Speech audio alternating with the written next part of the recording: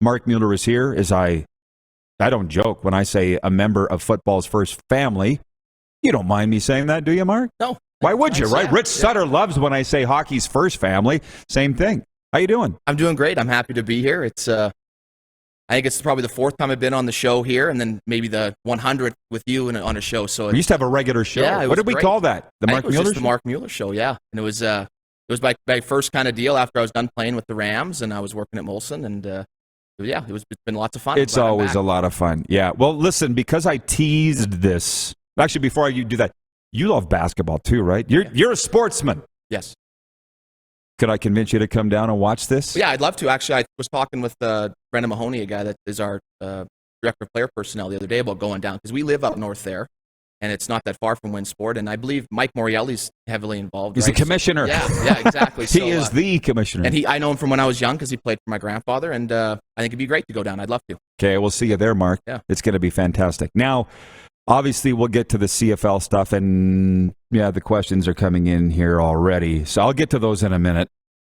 Well, one, Jack Fulton watching, Vulcan, Alberta. Rod, please say hi to absolutely two great human beings, Mark Killam and Marc Mueller. Love both Marks. Players, coaches, none better. Their players will run through brick walls for them. That's very nice. Whoa. Yeah, there you go. Right out of the gate. Yeah, that's very nice. I don't know how much have you been following the Kenny Pickett situation, the combine? Yeah, I read about it on the internet or on NFL Network. Right. So the deal is his hands measured 8.5 inches at the combine in Indianapolis. And shoot, I remember your combine as a player. Yeah. Did they do hand size for that? They would have. And I want to say I looked it up a year or two ago, and I think it was around 9. But I don't even remember how they measured, if it's from the bottom to the middle or if it's from pinky to... No, it's the... Well, probably both, but this 8.5 inches they're talking about is... Now, I've said it enough, but I'll say it again for those that don't know. My father was a scout in the National Hockey League for 26 years with the Dallas Stars, and before that, the Minnesota North Stars, and then in the Western Hockey League for 10 years with the Calgary Wranglers and the Regina Pats and the Prince Albert Raiders and Brandon Wheat. Of course you want the measurables and stuff, but if Kenny Pickett can lead you to a Super Bowl with 8.5-inch hands, would you care? No. Joe Burrow's was 9, apparently, and they made fun of Joe Burrow. Yeah. So do you feel like too much is being made of this, Mark? Or? I think it's one of those things that it might be a nice thing to put on a site or talk about because you need the hit or you need whatever it is, but I don't think it's a big issue or anything like that. When you were talking about it earlier, I remember when I was like 12, I came to Calgary for a game to watch the Ticats play. When you think of hand size, this is the first thing that comes to mind is George Reed lived here. And we went out for supper. It was me, Larry, George, my dad, Larry, George Reed, and my grandpa, Ron. And George goes, "Oh, you're playing football, good for you, all this stuff." And he says, "What position you playing?" I go, "Well, actually, I'm playing quarterback." "Oh, come on. Your hands aren't big enough." And then, George Reed said that. And Lancaster puts his hands on me with like very similar hands, and George makes a joke. Exactly what I'm talking about. So that's How what the did you story never tell me that story before? Well, I don't think we ever talked about hand size. That's fantastic. Yeah. Aaron Crawford's watching. You know him? Yes. I know you do him, Joe. He writes in and says, facts. What are we talking? Oh, facts that you guys are players, coaches, obviously. My guess is that all these Stampeder guys are watching, and I think that's fantastic. That's great. What do you got, Clark? Somebody's talking in my ear. Oh, you want me to turn up your microphone? Yeah, pull that in. Marc Mueller's not loud enough. I'm shocked. Has never said no one before, ever. Yeah. Speaking of Lancaster, how's the family? Family's great. Mark? Yeah, family's really good. They were here last weekend, and it's been it's Sawyer's my daughter is 3. She's at the perfect age where Grandma Biz or Grandma Lana and Grandpa Larry are just really fun. Like Larry's always fun, but especially at the he's maturity wise maybe a little closer to Sawyer than he is to me or Lana, so it's perfect. The family's really good. Well, it's quite funny because I'll get to your comments, folks. I'm going to keep Mark for a couple more segments because I want to get my stuff out with Mark. I haven't seen Mark, as he said, for a long time. So I'm wondering with your mother, Lana, you know that we say behind you guys' back, there's a lot more Lancaster in Mark than Mueller. Have you heard that before? That's kind of a Shepherd compliment, I would think. Yes, yeah. Shepherd mainly says that. But when you signed with the Stamps, and I remember the day, they called you. Remember that? Yeah. You probably don't want to get in, but they did. Yeah. And I said to Lana, how can you cheer for Calgary? How many years ago was it? 14. Yeah, it was March of 14. So middle of February 14, I got the call, and then I was announced the end like a week later or 3 or 4 days later, and then first Monday of March in 14 was my first day. Well, the thing is, his mother gets literally no credit. Larry gets a lot, Ron gets a lot, you get a lot, but Lana's just in the shadows, which I think she's okay with. Yeah, I think she likes that, yeah. Right, but I said, Lana, how do you just switch allegiances like that? And she goes, actually, Rod, it's not that hard. And I never forgot that. Yeah. And now I understand what she's talking about as I sit here with a Bo Levi Mitchell jersey over my shoulder. But anyways, beyond all that, and yes, I will get to your questions, folks. The Stampeders. Huff was here, and I got a sense that it's like the Stamps went through a rebuild and nobody really knew. You know what I mean? Huff was like, this is the youngest roster you guys fielded last year in years, I guess. And he said, we didn't have a preseason to audition these guys. Training camp was a gong show. So he was actually pretty happy with the way the season went. Is that the feeling of last year for the Stamps? I think it was, you never go in with that feeling. I think, right. You look at it, and when you look back at it, you start 2-5 to the first bye week. And then after the first bye week, we finished 6-1. And then, tough playoff loss in Regina there. But I think there's a lot of great things to build on at many positions. And I think, our business or our football ops side, with Huff and Mahoney and Dave in there, and did a really good job of re-signing our guys, and we can have that continuity that was kind of missed with the year off and all that things, with all the new guys. So it's good to have guys that are back and you can build. You always start from the very bottom again at training camp, but it just goes faster now. Kind of thing with the teaching and the learning. So I think I'm very excited. I think we did a great job. Last year and then in the off season so far, and I think I'm really looking forward to the second week of May when we can get back on the field. Wayne in Victoria is watching, and he says, I know it's probably a dumb question, but ask Mark if he's interested in being H. Well, I think every coach is interested in that. Whether you're a position coach like myself now, coaching quarterbacks, you would like to, work hard enough and do a good enough job in your current position to become a coordinator and then coordinator to head coach. I think that's, if any coach said that, they'd probably be lying if they weren't, if they weren't interested in it. But I just really enjoy Calgary. I enjoy the people I work with. I've had I've been here since 14, which is crazy. That's a long time in any business to be in one spot for as long as especially professional sports. And I've had great people to learn from, whether it was Rich Stubler and John Huffnagel my first year, and then I've had Dave. I shared an office with Dave for a year when he was still the offensive coordinator, and then I shared an office with Ryan Dinwiddie, who's now was the nominee for Coach of the Year.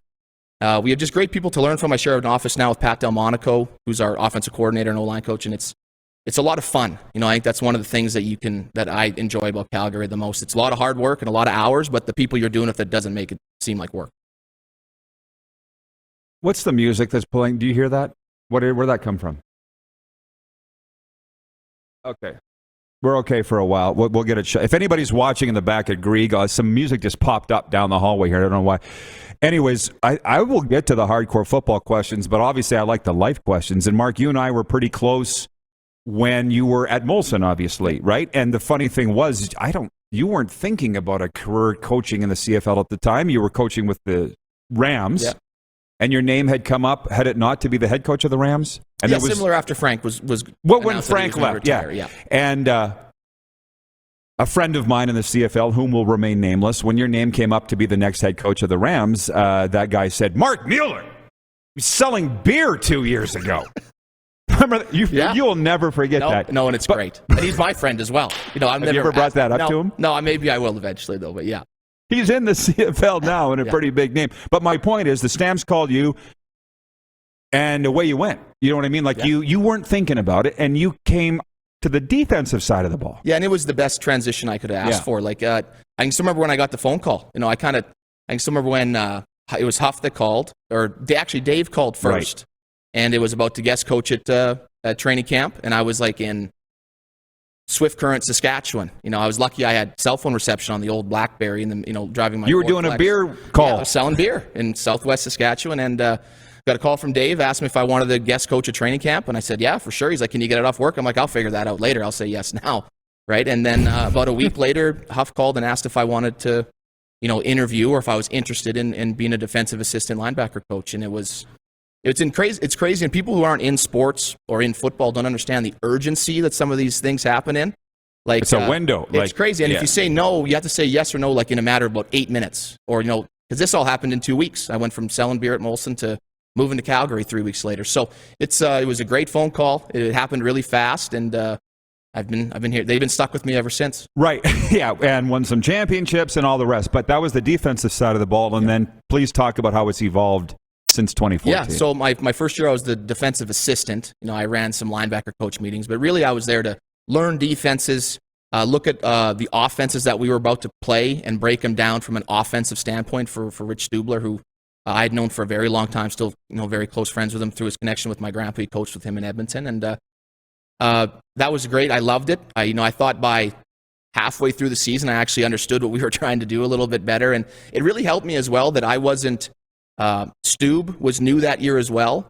So it wasn't like I was joining a defense that had been there for 3 or 4 years. Like, I was part of the learning process. Like, I was needed to ask questions too, whereas, if I would have been in year 5 of the defense, the linebackers might not have had to ask questions. They might have still done it, but they would have known it much more than I did. Mm-hmm. So that helped my situation of learning how to, answer questions or make sure that you're prepared to answer the questions. Because with certain vets that were very good players, if you don't answer the first question, you're probably not going to get the second question. So there's a lot of work that goes into that, and I was very fortunate to have 2 really good linebackers that played with Juwan Simpson, who was a league all-star and our captain, and then Deron Mayo, who was a spectacular player and unfortunately got hurt, and now he's working with the Patriots. So defense was great, and then after the season, talked with Huff and Dave and Stube and that, and they said, hey, we'd like to move you to offense where you're more comfortable and coach running backs. And then again, I was blessed with really good players at the beginning there with John Cornish and Rob Cote. Absolutely. Yeah. And now quarterback. Yeah, now I'm coaching quarterbacks full time. In what would have been 20, the season that never happened, I was going to be just quarterbacks. And then last year I was quarterbacks and running backs, but a lot of my time was spent with really the quarterbacks and then the receivers and the running backs. The odd time they kind of split time between the offense or the receivers quarterback meeting and the O-line meeting. So this year I get to focus just quarterbacks, and I got a great room, great guys. Again, we got Dave and Huff as well, which is really, really nice to have. And there's not many questions that you can't ask those guys that they haven't already had a personal, as a player or a coach, personal expertise or event that they've had there. So I'm very thankful and lucky to be where I am. And it's gone very well. All right, Marc Mueller is with us, Calgary Stampeders quarterbacks coach, member of football's first family. And when you were talking about all the quarterbacks in the Stamps coaches room, I was thinking of Dinwiddie. And what did you think when they clinched first in the East under this rookie coach, Ryan Dinwiddie, last year at the Toronto Argonauts? Well, first I was excited and happy for my friend. I thought that was great for Ryan. And, he's a good coach. He's a good guy, a good leader. And I had 4 really fun years sharing an office with Ryan. It was great. We could talk about anything, and we weren't afraid that the other guy would just blow you off or say, oh, yeah, whatever. That never happened. And Ryan was really good to me. He took me places. We went to Washington together, like University of Washington, and I was really happy for him, and I wasn't surprised. I knew that they had a good staff with good people, and then they brought in good players, and he was, he's doing well, and I think they'll have another successful year. They got Corey Mace there now, another guy from our staff who's another good person, another good coach, and I think they'll other than the 2 games against us, I'll cheer for the other 16. Of course. And I know those games were very spicy because that's become Calgary East. Believe me, There's a lot of guys. Yeah, exactly. Imitation's the finest form of flattery, as they say. But the thing with Dinwiddie, when people were criticizing him, what is he, 39? When he got that job? I don't know. Yeah, it could be 45. I don't know. Yeah, well, I'm just saying, if you think for a second he's not ready or he won't be successful, then you don't know Ryan Dinwiddie at all. So I was just happy, to be honest, when they clinched first place because I said that he would. And the other thing with Dinner is, here's the story that never really got reported. Mike Davis was their D-line coach, very close friend of mine. And just before training camp, you probably know the story, but he got hired as the Las Vegas Nighthawks Arena League coach and GM just before camp. And Mike resigned from the Argos, and Dinwiddie's like, go with our blessing. Good luck. This is a great opportunity for you. As you know, you can move in D-line, any position coach pretty quickly. But most guys wouldn't do that. A lot of guys wouldn't do that. Yeah, that's just a classy way to do business. Yeah, I think so. And I think he wants a family type aspect, and you want to treat everybody that's the best for their family as well. And I think that Ryan is, that's what he wants to do, and I know the Ryan that I hung out with for 4 years was lots of fun in that family type aspect as well. So that's no surprise that a story like that would happen. He's got fire. Yeah. Oh yeah. He's a fiery guy, but I think most of us are. I think a lot of us in Calgary are guys that you put a lot of work in, and that's the best part is that 4 hours of the game day, right? That's what you do all your work for 18 shots at it. So there's an urgency for it, and it's high emotion, high stakes. You got to find that good balance of not boiling over and not being too calm. Well, Mark, you've been here, as you say, since 2014. What's that, 2 rings, 2 championships? Yeah, 14 and 18. Yeah. With Calgary, I went to college here and the whole thing. I know the city well enough, came here on road trips with the Rough Riders, but I didn't understand how deep and wide the Stamps fan base is. It's big, and they care, right? And here's the one thing I didn't understand, though. When you guys signed Tommy Stevens, have you followed any of the Tempest in the Teapot that was the controversy over this? They're like, we already have 2 great quarterbacks in Bo Levi and Jake Mueller. What do we need this guy for? Oh, no, I haven't. No, I think the more good players you have, the better. Right, that's what I was thinking. Yeah. But how has life changed in the CFL for quarterbacks? Because you went from 3 dressed on a game day to 2? It's 2, yeah. I think you have the option to dress a third, but it counts. It comes off as another player. How'd that affect your life? It's not, sometimes it's more peace of mind, of having 3 guys. For us, we had 3 last year. I don't really know any different, Rod, unfortunately. I only coached the 1 year at quarterback, so for me, it's the same. You treat everyone that's at a quarterback, whether we have 4 or 5 or whatever, you try to get all of them ready to play. And I think that as a quarterback, whether you're the 4th or the 3rd or the 2nd, you need to always prepare that you're going to play as well, because if you don't and your number gets called, it's too late to catch up. There's no time. So I think from my standpoint, I unfortunately don't really know much different. But I think no matter how many quarterbacks you have or how many running backs or receivers, you got to make sure they're all ready to play, because in the CFL, the roster can change on day 3 just like that. You have smaller rosters, you got the ratio, you got all this kind of stuff that can change the influxity of the roster, and it might not even be at your position. So I think as another guy who coached other positions, you have to make sure that everybody's ready, because something else could happen on the other side of the ball during defensive team period, and it changes your side of the ball. So you carry how many throughout the week? We had 3 last year. Right, but you dressed 2. Yes. So when Jake Mueller made his debut, I was led to believe he hadn't dressed yet. He hadn't been on a CFL field. Was that true? That's correct. Yeah, he didn't dress the first 2 games yet. So you're a quarterback. How would that have affected you? Obviously, it didn't affect him because he threw those 2 first-half picks, and then he went on to 300-yard-plus game, and he's obviously a pretty mentally tough guy. Yeah. But that wouldn't have been an easy situation. No, I don't think so, especially without the preseason. Like, you wouldn't worry about as much with the preseason, so normal years like this year coming up, it wouldn't be, at least he's put the uniform on kind of thing. But, we were comfortable with whoever was playing back there, and Jake fortunately went in, and whatever jitters he might have had, like you said, the 2 unfortunate interceptions early, but shook it off, and he played tough and hard, and he played well. These guys ever ask about your playing career? No, thankfully, and I don't want to talk about it very often. They literally don't. You were a player, but now you're a coach. You get how they literally they don't ask, right? They just, he's the coach, and I do what they. Yeah, my job is to make them better and help them with questions and their understanding of the offense. It doesn't matter if you played or didn't play or played. It doesn't. I'm just asking if they knew. That's all I'm asking. No. Unfortunately, 1 year we got to the U of R and they hadn't changed the bus from 2012. Unfortunately, my picture was on the side of it. And that was a big joke for a while. Corey Mace took a photo. But other than that, that's the only time it's came up in 8 or 9 years. Well, last question. Well, before I let you go, last question. So they're not aware of the preseason game that you played. I called it at Taylor Field. Who was it that came after your head? Was it Odell Willis? Oh, I don't know. I got sacked on my first snap, though, yeah. Whatever you want to call it. Yeah. It was Odell, was it not?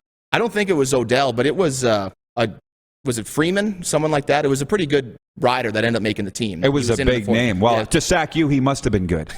And fast. Very, very athletic, for sure, yes, to track me down in the pocket. Okay, does video of this exist? Or I think it probably does. If it doesn't, my mom would have a DVD. That might be the one, still the video archive that would have it, Yeah, well, I remember it very well. I'll try and dig it up. Anything else, Mark, before I let you go? No, just thanks for having me on. It's great to be back, I guess. Yeah. And it's great to see you. I appreciate it. Absolutely. Well, it's been a fun chat. Hopefully we can do it more. Appreciate you coming down. Marc Mueller of the Calgary Stampeders from football's first family. Hey, everybody. Thanks for watching the RP Show on YouTube. And don't forget, we're live daily on YouTube from noon to 2 Eastern. If you like what you see, hit subscribe. And if you like the program, check around for other segments of the Rod Pedersen Show here on YouTube.